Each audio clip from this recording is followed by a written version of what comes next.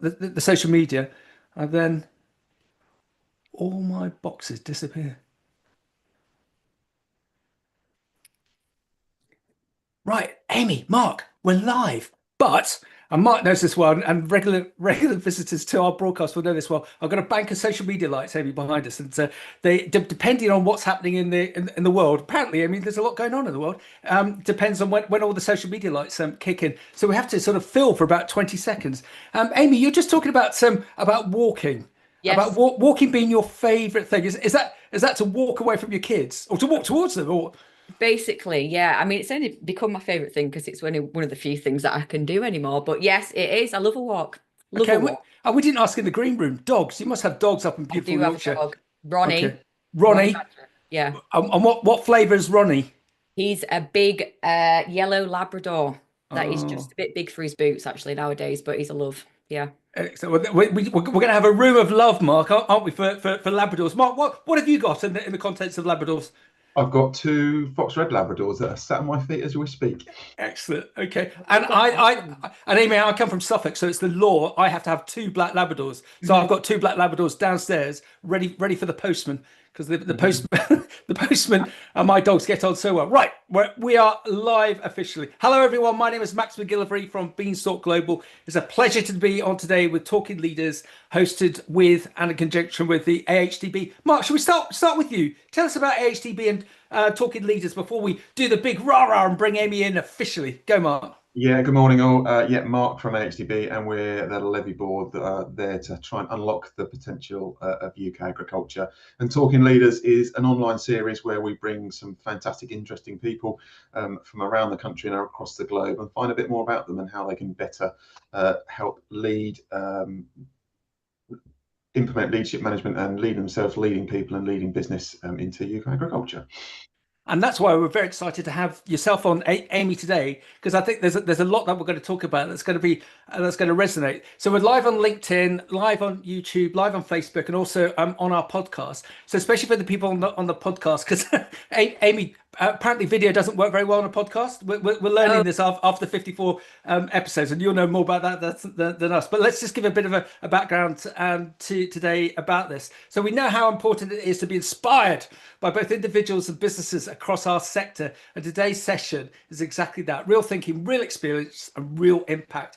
Delighted today to be joined by Amy Hughes, founder of Empower Ag. Have a look, great website, who brings a powerful and refreshing, honest perspective on the role that mindset plays in the future of farming. Amy shares the real story behind launching Empower Ag and the lessons she's learned in the first 6 months of that journey, from embracing change to building a genuine growth mindset to tackling the tough conversations that actually drive progress. This is about the realities and obviously not the theory. Born and raised on a North Yorkshire beef and sheep farm, Yorkshire, the centre of the universe. We have a lot of international people that dial in, Amy. Driffield, Yorkshire, centre of the universe. And with over 18 years working across ag, education, and knowledge exchange, Amy has built her career around helping farmers and farming businesses not just survive, but generally thrive. So today's conversation is centered around hard conversations, better farming, and how the way we think, adapt, and challenge ourselves as individuals and businesses will ultimately shape the success and sustainability of our sector. So whether you're running a farm, advising on one, or part of the wider food and farming system in the UK or internationally, this is a session that should hopefully make you pause, reflect, and hopefully push you to make better choices for your farm, your team, and your future. Amy, it's great to have you here on us. Was that a good introduction for you? that was one hell of an introduction. Thank you. And I'd just like to say, I think you're very brave to have me live. There's not many people that would do that. Amy, it's fascinating what you're saying in the green room, that you're so used to being this side of the camera, Yeah. rather. So on that basis, what have you learned? Just right from the top, what's the thing that you've learned from this sort of online podcasting, broadcasting world that you're in? Is there anything that you've learned that we can learn from you from the get go Oh, about how just you work with people, how you communicate with people? yeah, you've got to pick your guests, that's for sure. You've got to pick your guests. And like your job, as in Max and Mark on this, is really difficult. Like you've got to keep it flowing and you've got to get the right points across and be able to steer people because people can go off on tangents, can't they? But the opportunities, I mean, you know this, the opportunities for doing stuff online is massive. You can reach such a big audience. Yeah. Well, we've always said that these broadcasts are solely for the pure purpose of making Mark look good. But but he doesn't need to because he already.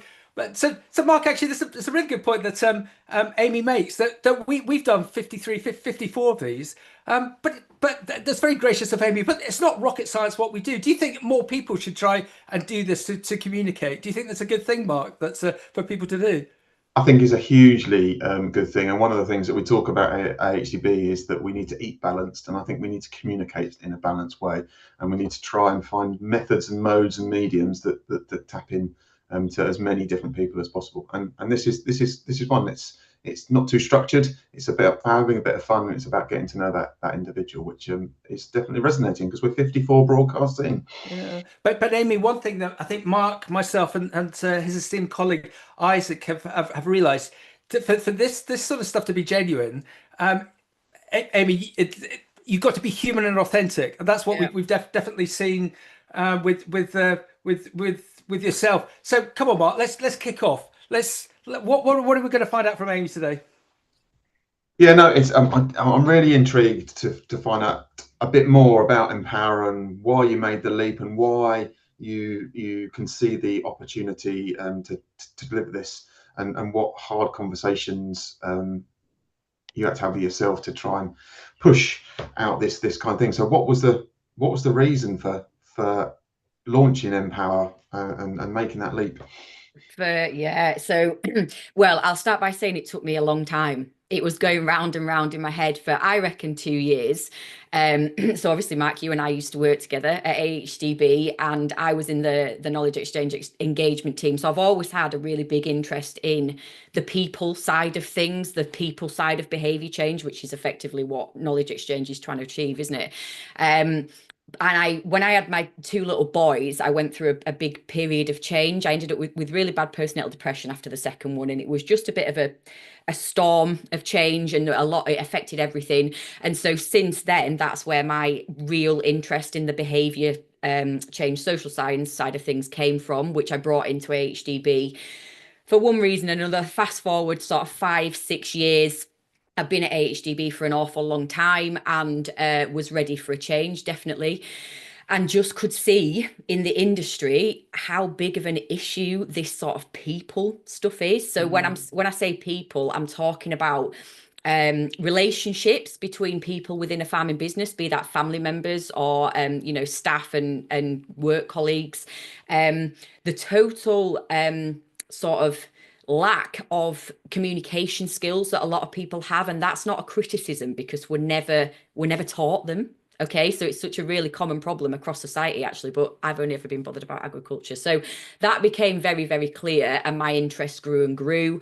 And I could just see a real gap not a gap in the market, but a gap that I wanted to fill, because I'd learned such a lot from my own personal sort of struggles and experiences that had really, really helped me. And I just thought, well, if I can get this information out in a really down to earth, humorous way across the industry, it could really help a lot of people. So that's where the idea came from. But as I said, it took me a long time to make that leap. It's a big deal going from monthly paycheck to, oh God, where's my money coming from? And everybody's got all these stories that they tell themselves about why they can't do things or they shouldn't do things. So it came to a little bit of, I'm not going to say breaking point, but a little bit of, right, I've really had enough of the situation that I'm in now, I both in life and work. And also, sort of, you can do it, just be brave. And you know me, Mark, I'm the first person to say that to anybody when I'm managing people or just in conversation. Just be brave, just have a go. Don't be afraid to fail. If it fails, change your tact. Move on. Off I went. And here I am.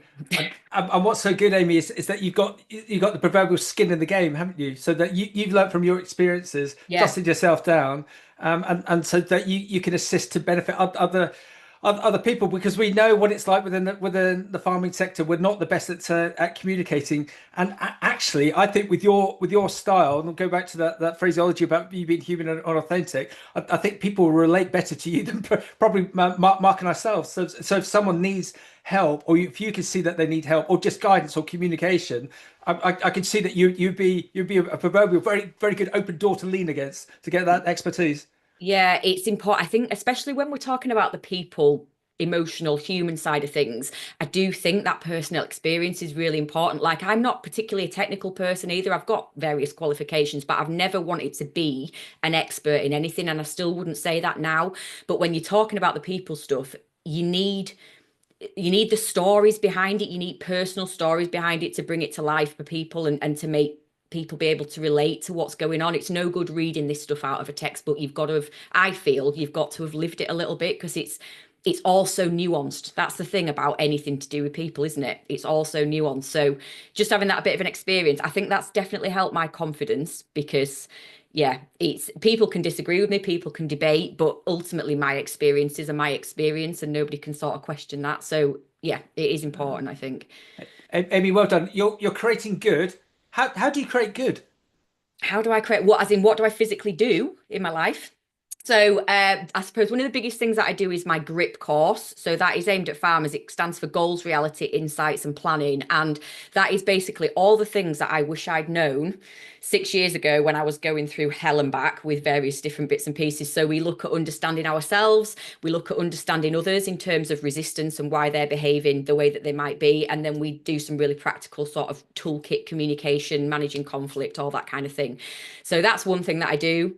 I do some consultancy for other companies and actually other governments on their engagement knowledge exchange programs. I'm really passionate about, there's so much change in the industry and so many people saying to farmers, we want you to farm this way, we want you to do this, we want you to do that. And that's brilliant. But what does that thing look like on the farm? What does it mean? It's the gap between what it looks like in real life and what it says in the strategy fancy document. That's the bit that's missing a lot of the time. So I do quite a lot of consultancy there.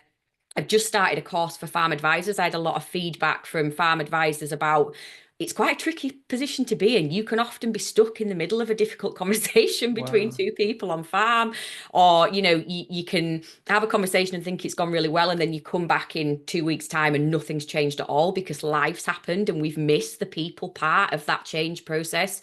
So I do a bit of that. And then podcasting. I do more podcasting than I thought I would do, both my own podcast and some for other companies as well. So yeah, as Mark said, a sort of range of different ways of getting out there and various different things. That's brilliant. And there's loads to be getting at there. And you Yeah. talked a couple of times there about change, and change is the big thing. And we're not very good at making change, and nor's our industry. So with change, we often bound around the term around growth mindset and things like that, which you need to make change. But in practical terms, what does that mean to you? And what does that actually look like for our industry? The biggest part about a growth mindset for me is curiosity. Oh, love it. You have to be curious. I've got 2 little boys that never shut up asking questions, and it really annoys my brother. And I say to him, don't ever tell them to stop asking questions, because that is how people learn. And I think curiosity can sometimes be sort of squashed in our industry because of the social side of things. So instead of being curious about what your neighbour's doing, it turns into a competition. So we're no longer curious. We automatically assume that what they're doing is either wrong or they're trying to make us look bad by what we're doing. Okay, that's a big bugbear of mine. So curiosity is massive. This feeling safe to fail. So either created by the people around you and the sort of culture that you're working within, or just let's have a go. And if it fails, it fails. It's not the end of the world. That's if you're not failing, you're not trying hard enough, in my opinion.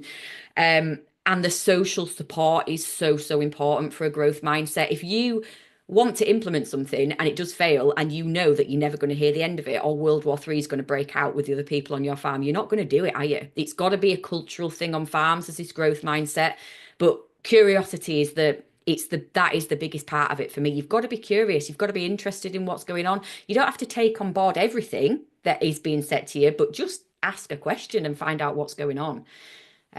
So Amy, one thing that's brilliant. One thing that we keep on coming round the circle of on these broadcasts is that this communication piece. That how do we get the farmers to communicate with the likes of yourself? because once they've done it, they're hooked and they're away and they can see the benefit. But is our sector, guys, is it still we still keep on hitting the ceiling about the communication that we are very introverted and we don't want to communicate. But the benefit of communicating is how do you get over that, Amy? That when and you'll have a bazillion examples, I'm sure, of you know that there's a farm or a farming company that could benefit from this, but they just can't see the point or they're scared. What's and they're too proud to say they're scared. What's the solution? It's a slow burn, Max. It has to be. Like, you think about it as yourself. If somebody came up to you and said, I think you've got this problem, you need to talk to me about it, you wouldn't, would you? And that's just like, at the minute somebody says you've got this problem, your defense barrier goes up straight away. And we're really bad at that in agriculture. There are so many advisors, politicians, whoever, saying you need to farm this way, you need to do this way, you need to do that. It's not the right way about it. We're not asking people what works for them. What are your problems? How are you feeling today? What's going on your farm? You've got to build trust with somebody and you've got to be authentic. So no big stupid words, no big corporate words. It just drives me mad. You've just got to be human. And also it does take time. It does take time. If you meet somebody for the first time and they want to start going into your deepest, darkest secrets, it's not going to happen. Okay.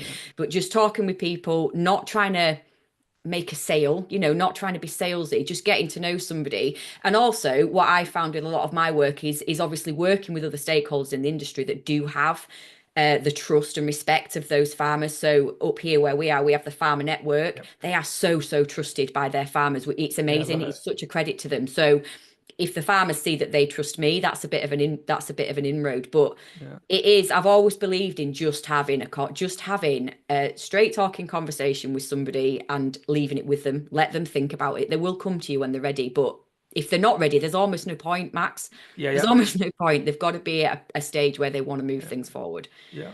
Can I give you my best example, worst example of this? That obviously without naming names, in the eastern regions, there's a third generation farm, and there's 20 shareholders, 20 family members, and they were all sort of at loggerheads as to where they wanted to take this fairly significant family farm. And then one of them was brave enough to say, I think we need to go out and get some professional advice. And down here in the eastern regions, there's an Amy. And this Amy was brought in, and it took a period of time. It took about 3 months. And this individual went round to all the family members to find out where, and then they all came together and they all agreed a plan.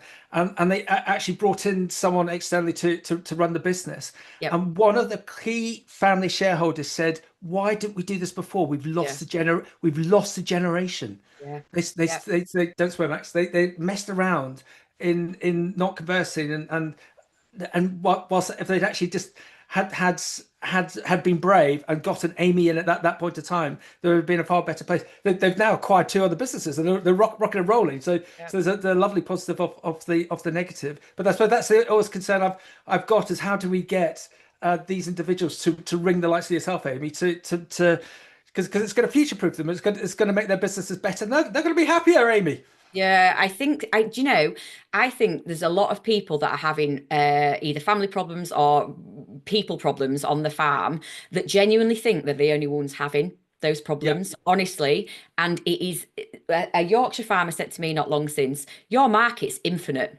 And I was like, I know it is, because these people problems are so common. But because we are quite an isolated industry, and the one thing that you don't talk about is family bust-ups or whatever, everybody thinks they're dealing with it on their own, and they're absolutely not.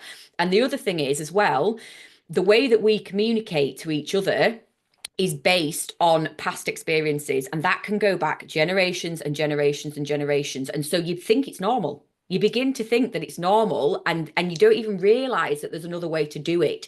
So getting people to that point, it is a case of things like you're doing right now, broadcasts, getting people in the same room at other meetings about a different topic, and just adding 10-15 minutes at the end about people, just that drip feed that make people think, we're not the only people going through this, and there might be another way, or that person could help me and I didn't even know they existed. It's that kind of sort of drip drip effect. Like, it's not going to be a quick process. It really isn't. Yeah. And just to say to everyone that's on Zoom and everyone that's on LinkedIn and YouTube, we've got Amy here. She's an expert in this area. You can throw in your comments or your questions. Either nominate yourself or be anonymous. It'd be fantastic to hear from you as to how we counter this. But sorry, Mark, I'm just seeing this next one. Amy, when you get someone on board that is keen but nervous but keen to progress, presumably the fix isn't overnight. How do you professionally take them through this journey? It's a case of, what do they want? I always start there. What are you aiming at? Because if you don't set the destination, you can't complain when you don't get there. So what is the problem? If you could wave a magic wand, what would tomorrow look like? And then, where are you now? Where's the difference from where you want to be and where are you now? How big is that gap? And then we'll start going into, all right, so where do you think the problems are? And people will always name other people or name other things. And I'm like, hang on a second, let's have a look at yourself. You know, what are your values? How do you speak to people? All that kind of thing. So it is a really slow burn. And just coming back at the business that you were talking about, Max, I get a lot of phone calls from people that say, I really want to get somebody in to facilitate a family conversation, but mum, dad, brother, sister will not have it. Well, they just won't have it. And I always say to them, that's a really difficult position to be in, very frustrating. However, start somewhere. Let's start with you, because although you can't control the other people around you, your behavior can influence them. So if you know that you are doing every single thing that you can, then there's nothing more you can do. At least you can rest assured that you're doing what you can. But at the minute, you're probably not. And again, that's not a criticism. It's just humans, isn't it? So I would say, don't be put off if you feel like you're sailing the ship on your own. You know, do what you can, and other people will eventually come with you. Yeah. Create that societal change. Yeah, exactly. Yeah, this is really, really interesting. And you've talked about a couple of points around that our industry is quite isolated, and some of the challenges that people feel that is their challenge actually is a lot more common problems. Why are we in this situation? Why would someone not pick the phone? Why would I pick the phone up to Max and say, Max, I'm really struggling with this, or I'm wanting to, what is the blocker? Yeah. And Amy, just to jump in on the back of my, do you think the same thing happens in the shoe sector or the ball bearing sector? Are we really unique? Because we all say we're unique within farming. yeah.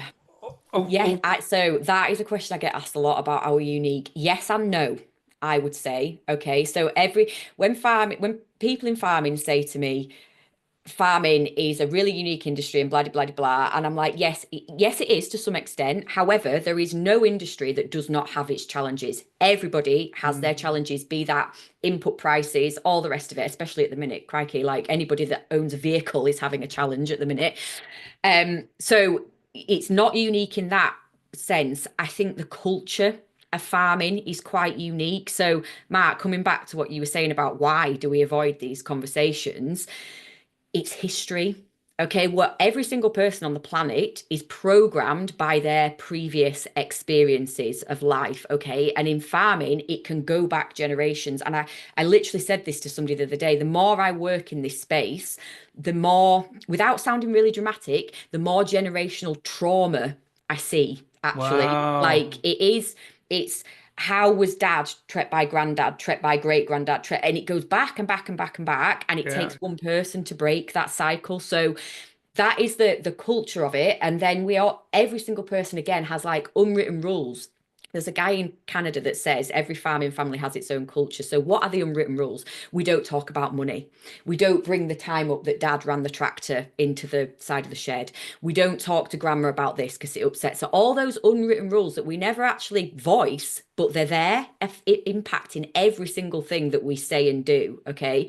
And then the other thing is the stories that we tell ourselves. Now, they're just hilarious in British agriculture. Some of them, like, that won't work here. You're not a proper farmer if you don't work 80 hours a week. My dad was incredible yesterday. We can't put numbers on the side of lambs because that's what hobby farmers do.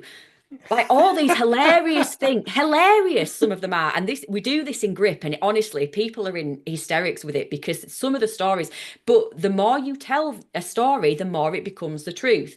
And the more it becomes the truth, the more people that don't agree with it are scared to say anything, Mark. So that's why those hard conversations don't happen. And then we just don't have the vocabulary, and we're never taught it in school.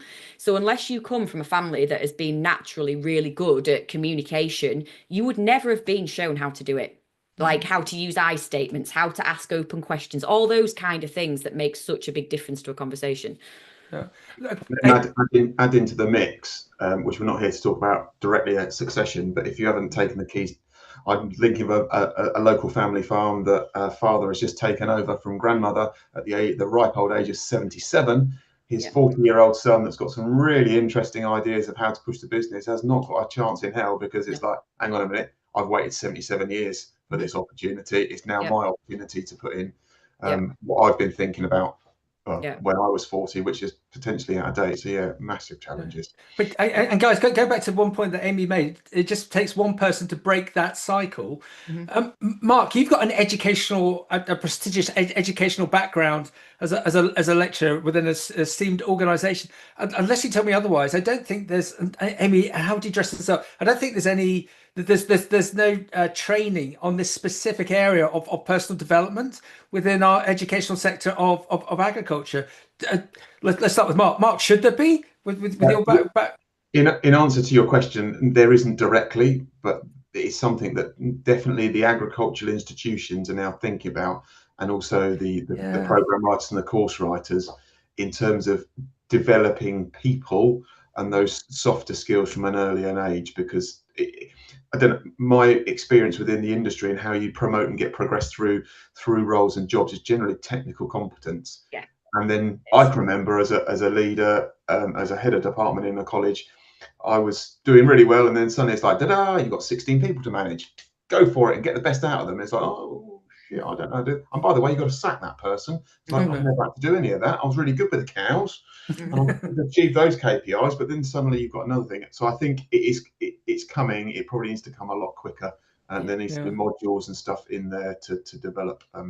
Yeah, and Amy, going back to what you were saying earlier about being curious, if you look at the likes of Nuffield Farming Scholarship or MDS or the Worshipful Company of Farmers and yourself, it's about being curious, isn't it? So if you've got that mindset, I suppose so in some ways, guys, if we can install that individual coming into the sector, whether it be through the educational side or being surrounded by people like yourself and people who are dialed in to be curious, they'll then think, well, how can I better myself? And then they'll either engage with yourself, Amy, or the AHDB or Nuffield or whoever. It's about taking control, Max, of yourself. It's about taking control of yourself, because the story that Mark just told about the 40-year-old taking, the 70-year-old taking over when the 40-year-old probably should be doing is just so common, and that is heartbreaking. We were talking about a missed generation. That is the missed generation right there. Yeah. Whereas if you give the younger generation these skills, they can then choose their path. Now, this isn't me saying everybody just needs to walk away, but that is an option when you're young, when you're in your 20s or even into your 30s. That is an option. I say in the grit course, people laugh, so please don't laugh. You choose your hard, right? It isn't me telling you to do anything. Is the situation that you're in now hard enough that you want to go and do something else? Because change is never easy, but which is the harder option? And actually, when you're 40 and you've invested all that time in a farm, it's nearly impossible to walk away from it. I'm not saying it is impossible, but it's hard to walk away in that situation. Whereas if you're 20 and you've put everything in place and you've communicated what you want and you just don't think you're getting anywhere and nothing's ever going to change, then you've got that option to go and do something else. And there's nothing wrong with that. There's nothing wrong with that. Yeah. Within our sector, my other sector of fresh produce, there's a couple of guys that on a regular basis, every other year we see a couple of folk go to Harvard, and they do an intensive 6-week course in America, and the professor, I can't remember his name, always says that I can virtually guarantee in an American accent that 90% of you will be doing something else in 6 months when you go back to your old job. And everyone has said no. But because of what they learn at Harvard, but it's not just what they learn at Harvard, it's the other people that they're associated with. Guys from SpaceX, guys from Rolls-Royce, and they've realised that there's another world, Amy, out there above farming, and so you could actually step out, learn a lot more, and then come back in. It's our word of the day. Be curious. Our words of the day. Be curious. Yeah, absolutely. So Mark, there's hope for us. Yeah, go Mark. There is hopefully hope for us. And Yeah, that making that first step and being courageous and being curious is hugely. What about thinking about you? You've made a massive step. You've started your own business.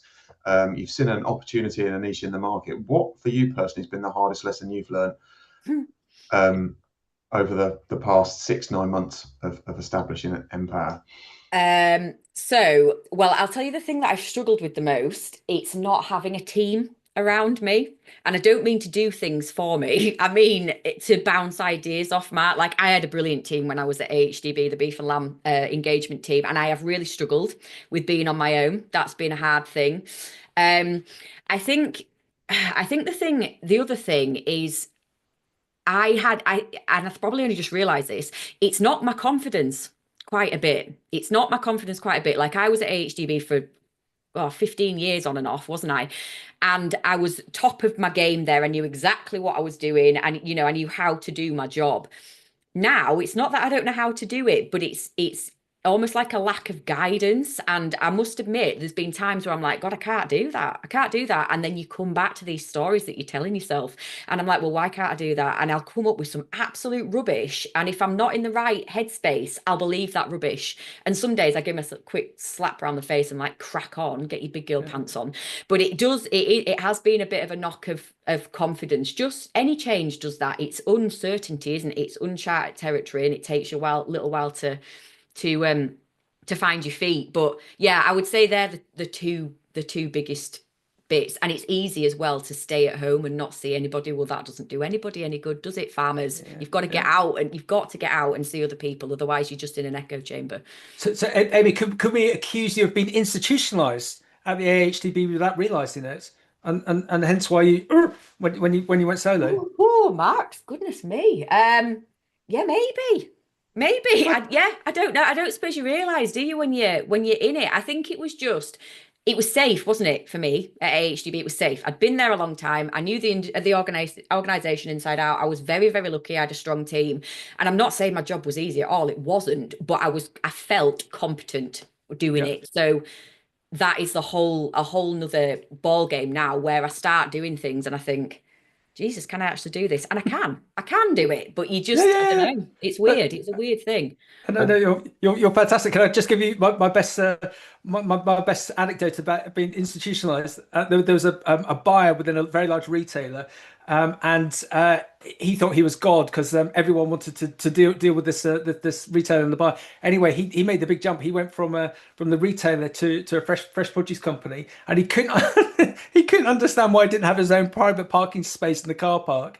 And in the first week, I think it was the second or third day, he wanted to know when the tea lady came along in the morning to put tea on his desk, and he lasted there a month because without realizing it, he was so institutionalized after 15 years with that particular retailer. He's now running a restaurant in France, so there was a happy ending. Sorry, Mark.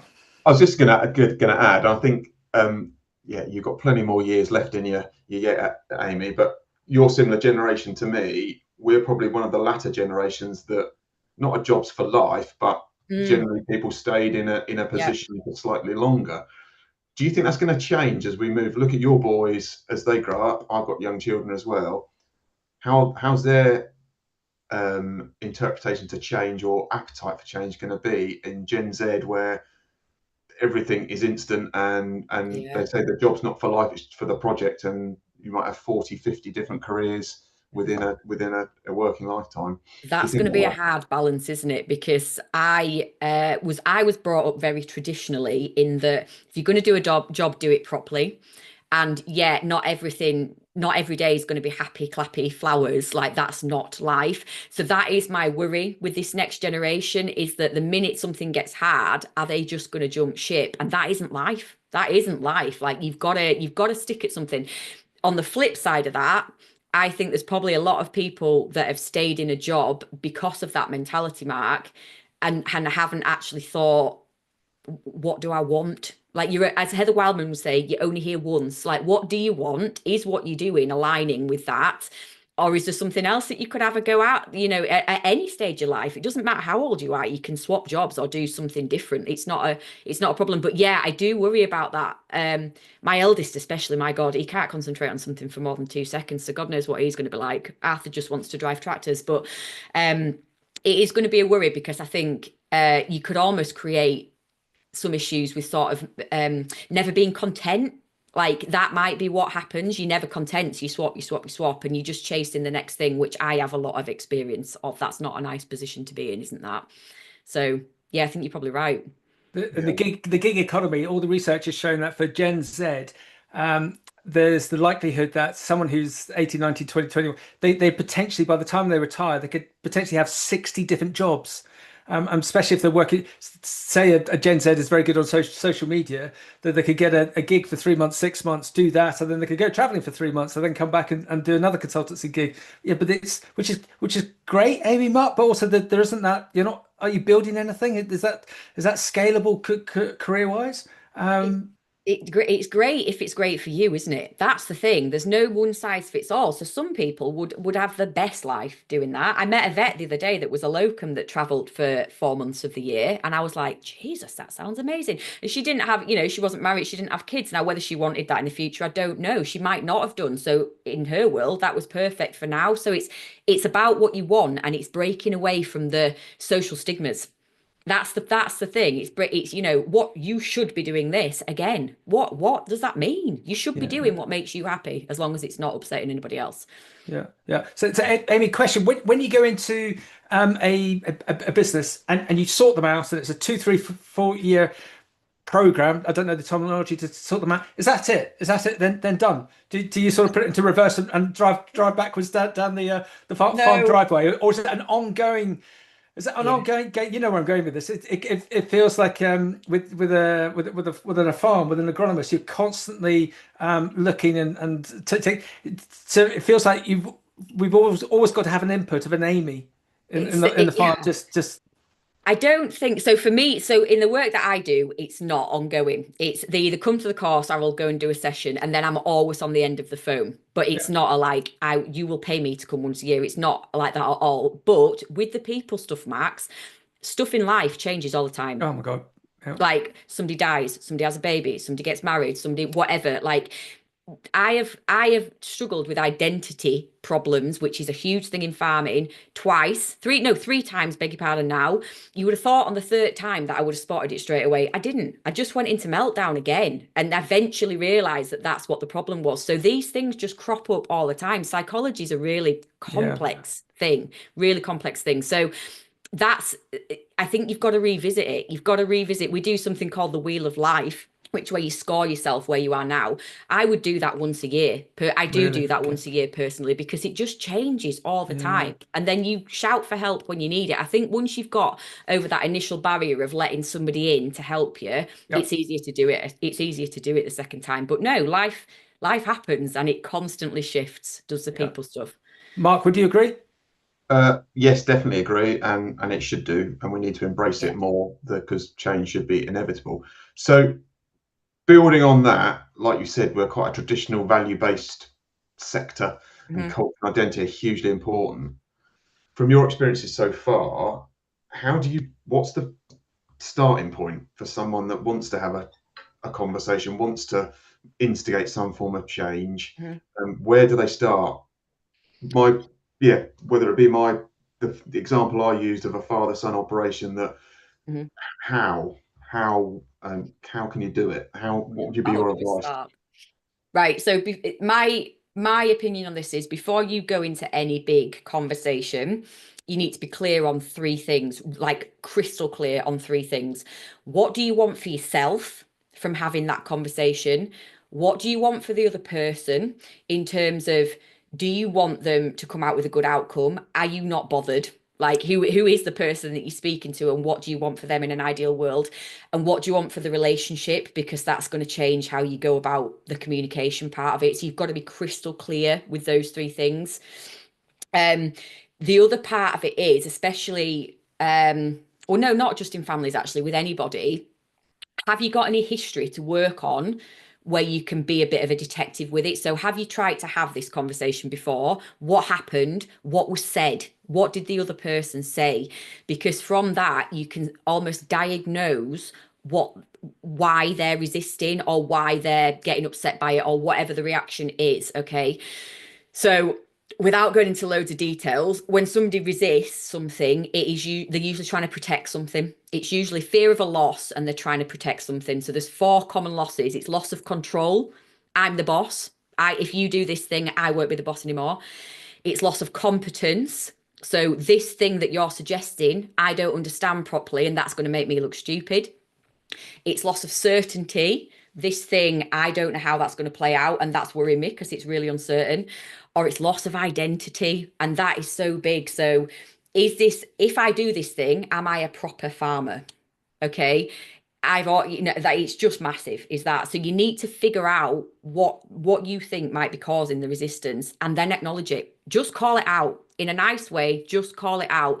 I know, Dad, that being a farmer means an awful lot to you, and this farm means an awful lot to you. And that's why I want to have a conversation about this, because I want to keep the farm going and I want you to be able to be involved in a profitable business, whatever. But call it out, because the minute you do that, they'll either say to you, you're talking absolute rubbish, what are you on about? And you know you've got it wrong.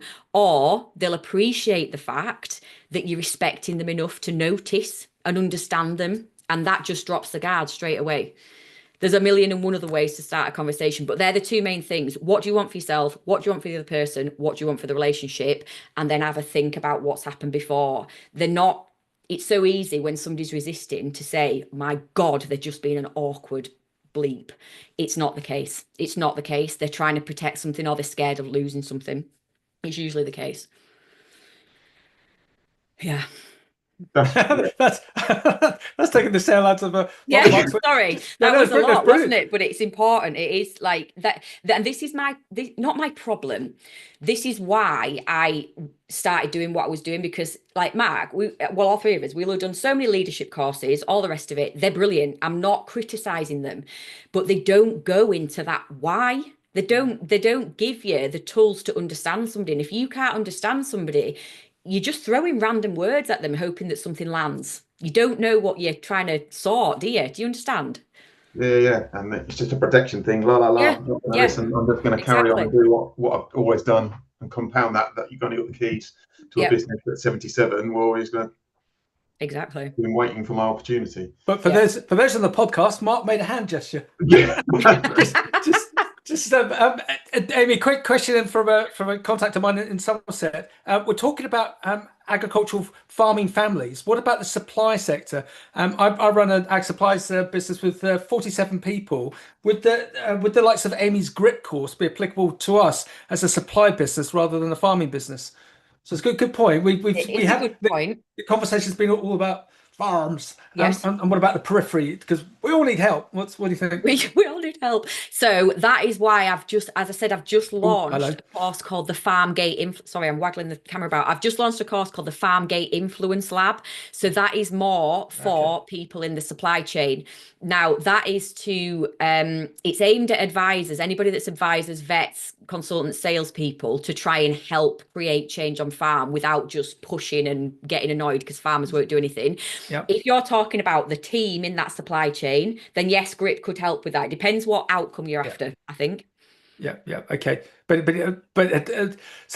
so reiterating it, what we're not looking to do is we're obviously concentrating on the farm, but we've also got to look at the supply side as well. Okay. Yeah. It's hard being in the industry. It is hard, but because you take it personally when a farmer says no to you, or we're not doing that, or when they've agreed to do it and then you come back and they haven't. You take that personally. You think, oh my God, they don't trust me. They think my ideas are rubbish, blah, blah, blah. It's not that, or usually not that. Sometimes it might be. It's usually not that. Just think about it as when you make a decision yourself, you never do it based on numbers and facts, do you? Alone. There's always emotions, thoughts, feelings behind it, past experience. Farmers are they're just people. They're just people. So, Amy, talk to us about a farm that you've been on that you either know well or it's new to you, and you could see from the get-go that they're singing, that it's just very well got it nailed. Yeah, and why? Just talk us through that. There's one farm, I won't name them, but they have been such a huge influence on all of this. Such a huge influence. Anybody that knows me will probably know who I'm talking about. They're up in the northeast, and there's two brothers, both married, wives are involved in the businesses. They've both got kids, two sons coming back into the businesses. It's a hugely successful, profitable, well-run farming with nature. Just like, I just think they're just amazing. And why have they got it nailed? So part of me thinks that they've probably had it modeled to them in some, in previous generations. I would have thought that communication has always been fairly open, but again, they are curious. They are so curious as to what everybody else is doing. And not only that, they are really open to people asking them questions. If somebody asks them questions about their system, they don't take it as a threat or a why are you doing that like that. It's they're genuinely open to sharing what they're doing and to helping other people. And I just think, yeah, it comes back to mindset. It all comes back to mindset. And I recorded a podcast yesterday and I asked those people, why do you think your mindset's like it is? And nobody can ever answer me. Nobody Yeah. can ever answer me. And I am coming to the conclusion that our mindset is so formed and shaped by our past and our upbringing and the people that we've surrounded ourselves by that you really can't explain why it is like it is. It's Yeah. a very strange thing. But they also have a huge network to that family in terms of other farmers that they lean on, other farms that they talk to all over the country, probably all over the world, actually, knowing those boys. Wow. And I think that's important. It's like breaking the echo chamber, isn't it, a little bit? Yeah. Thank you, Mark. It's really good. And we've just had a question come in live, so I'll read it out now, Amy. It's a really quite interesting question. So, how would you advise someone who has been offered a role that aligns with their long-term goals and represents a positive change, but the role comes with a lower salary? My Ooh. confidence has taken a real hit recently, and it's left me feeling like I'm not good enough to pursue roles at high salary levels. As leaders, how do you balance financial considerations with personal growth, and what guidance would you give someone navigating this kind of decision whilst rebuilding their confidence? Yeah. Okay, so I personally think your the emphasis that you put on finances is different at different stages of life. So I stayed, every job change I made up until AHDB was to go up the ladder financially. And I think it was probably part of the reason that I didn't leave AHDB sooner to pursue this because I was worried about finances. Now I don't mind sharing. I am probably in about 20 grand a year less doing this at the moment. It's a new business. Hopefully that won't always be the case, but we'll see. And obviously, you have a financial target that you have to hit. You have outgoings. You need to figure that out first. What can you afford to earn?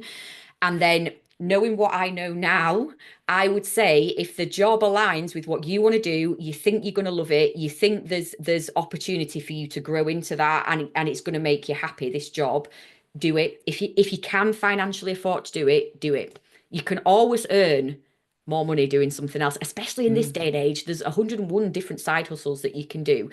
I wish I hadn't put so much emphasis on finances when I was younger because it's not the be all and end all. You obviously need enough to live off, of course we do, but it's not the be all and end all. And also, I found that more I earned, the more I bloody spent. I don't know whether anybody else was in that position.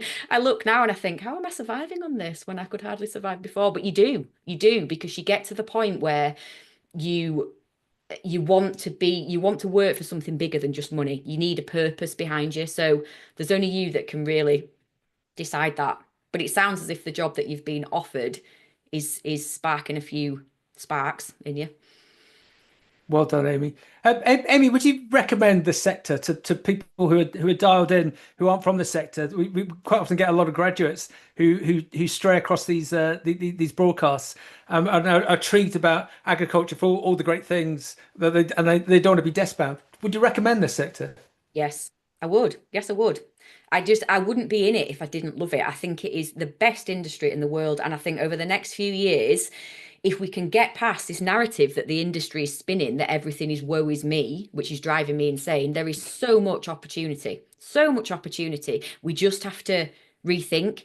And actually, a lot of the a lot of the most forward-thinking farmers with the best mindsets, Mark, are people that haven't come from the industry. Just in my experience. Now, that's not criticizing anybody that has been brought up in it, obviously, but it's amazing what that different perspective can do to how you run a farming business. So yes, absolutely would recommend it. Okay, so if there was someone 18, 19, 20 who's done A levels, might have done university, or is just coming out of school and doesn't want to go to university, how would you recommend they get into the sector wherever they might be in the UK? Well, it depends what you want to do, isn't it? Do you want to do the graft? I know we shouldn't say, everybody says, are you from farming background? And if you're not from farming background, they lose a bit of respect for you. And I think that's a load of rubbish. But I do think to get a grip on what's going on in the sector, you should have a go at some like actual farming. And my God, people are crying out for good people that will get stuck in and ask the questions and that can learn quickly. So that's always a place to start.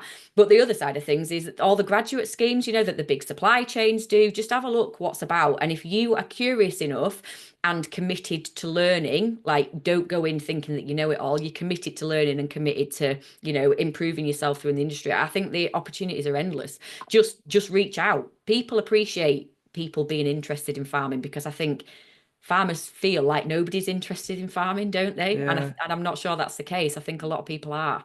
Yeah. I think you're dead right on that point there, Amy. But if farmers do come across someone that's curious and interested, I'd like to say generally we're quite an open, as an industry, people will welcome people with arms and enable people to get into the sector and stuff like that. Yeah. And guys, just a recruitment tip both ways. If there are any, let's call them graduates who are looking to come into the sector, if you see a business or a farm, have a nice CV. But the thing that most people never do, they never put a covering email.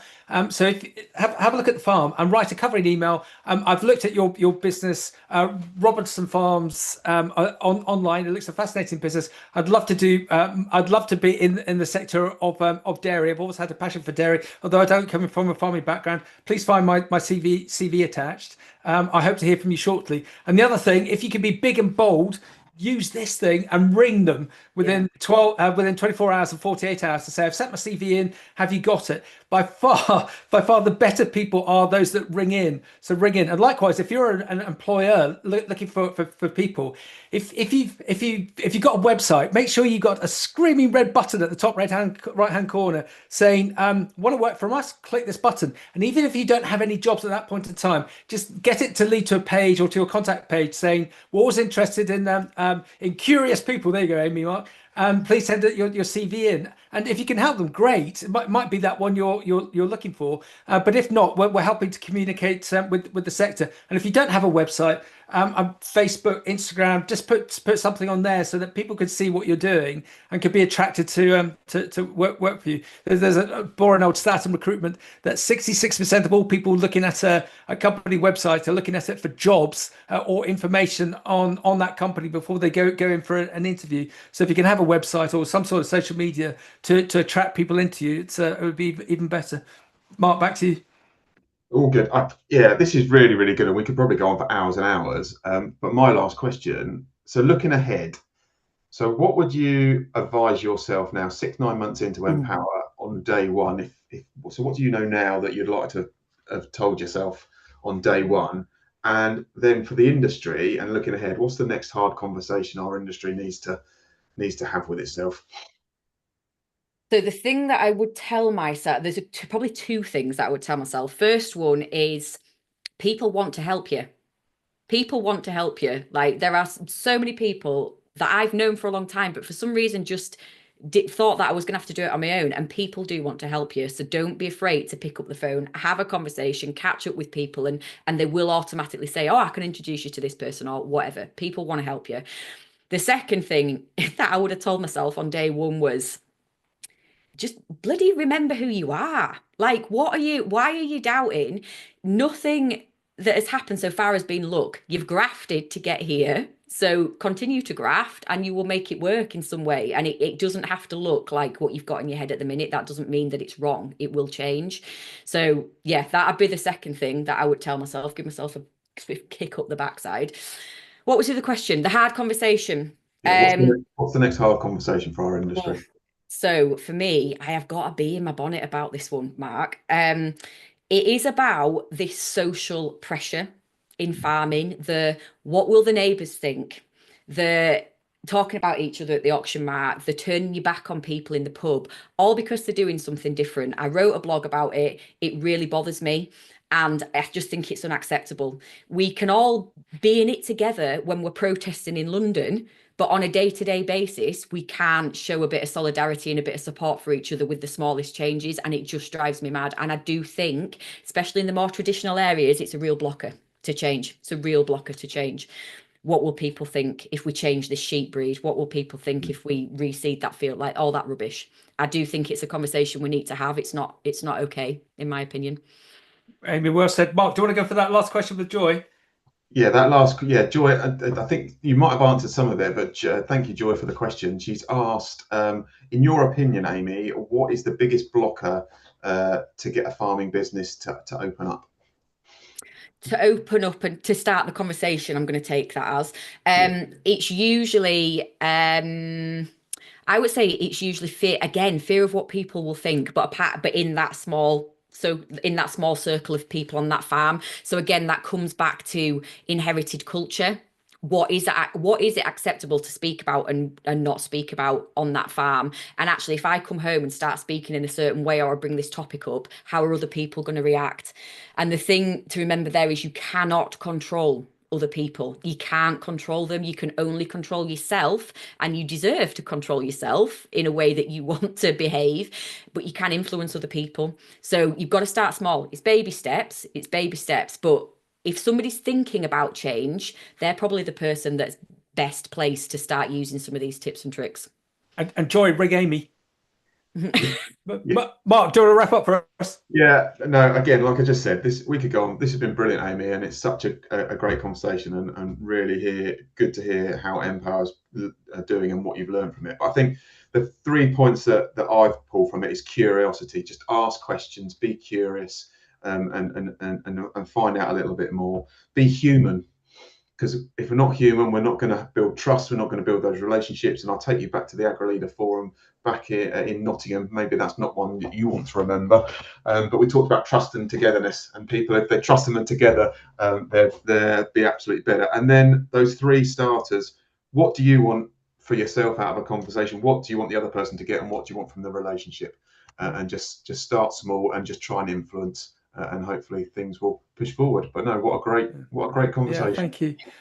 Amy, thank you. Just to reiterate what Mark said, and I love your grip course. I'm going to look online. Can you just give us your social media handles, please? So we can.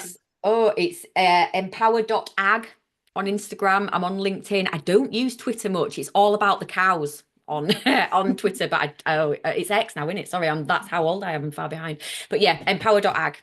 Okay, excellent. And team, just to wrap up, I have to ask you, Amy, what is your favourite variety of sheep? What's your favourite breed of sheep? I hate sheep with a passion, but if I had to choose one, Border Leicesters. I like a Border Leicester just because they've got massive ears. Oh, excellent. I'm talking of massive ears. Mark, what's your variety? What's your favourite variety of sheep? It's got a bit of south down, hasn't it? Apparently they're a nightmare. I'm in Amy's camp. Sheep put me in hospital twice and nearly died from them. That's another story. So that's another story. I think we'll leave it at that. Amy, thank you. You're fantastic. You're so welcome. Thank you. We'll catch up.